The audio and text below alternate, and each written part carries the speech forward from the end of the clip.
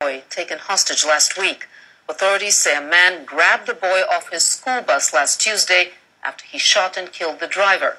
George Howell is monitoring developments in Midland City, Alabama. George, what is the latest?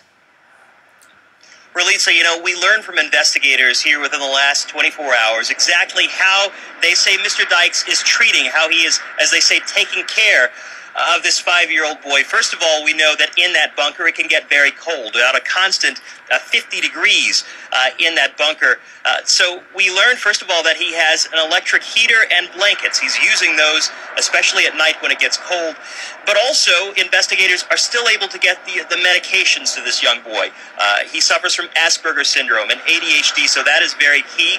Also able to get him toys, and we learned potato chips, these comfort items that investigators show that Mr. Dykes is doing his best to take care of the boy through the duration of this thing.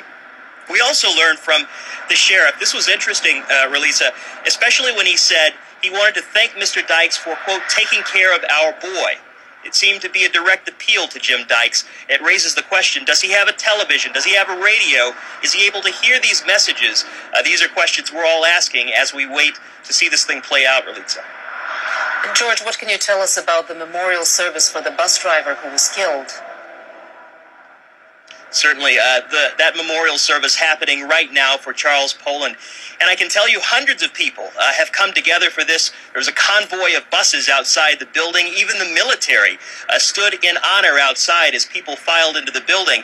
And people remember this bus driver as a very selfless man, a person who always had a smile on his face, a father, a husband. Charles Poland in this community, Relitza, is being remembered as a hero. And just the other day, there was another vigil, both for Poland and a prayer service for this 5-year-old boy. And the chant was this: Ethan is going to come out of the hole. That's what people were saying, especially one woman, Michelle Riley, who I spoke with, and she spoke with Ethan's mother. And I want you to hear what she has to say to Jim Dykes. Listen. Let him come out to the community. Let him go back to school and be with his friends. That's what he wants. He wants to sit in there and color, and he wants to be with his friends.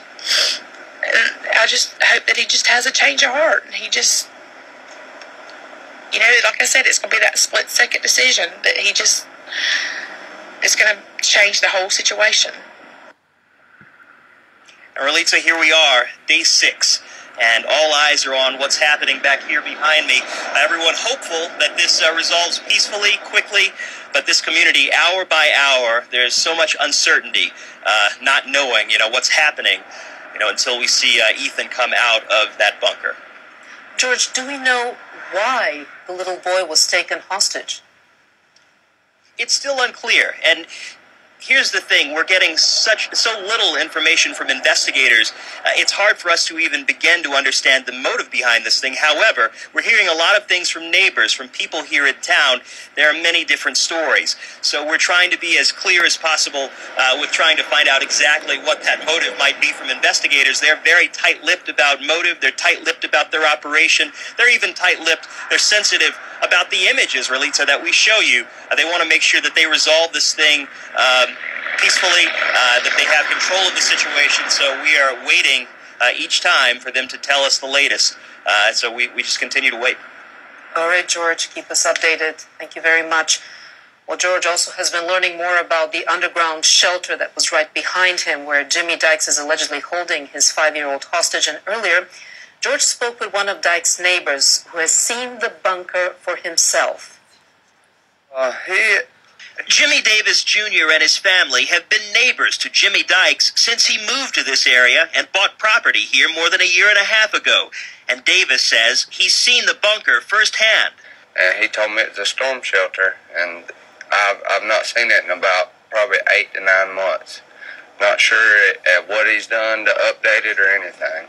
So when you saw that bunker, what did it look like? How wide, how deep was it? It was like a 15 by 15 foot, wide in length, and about 12 foot deep.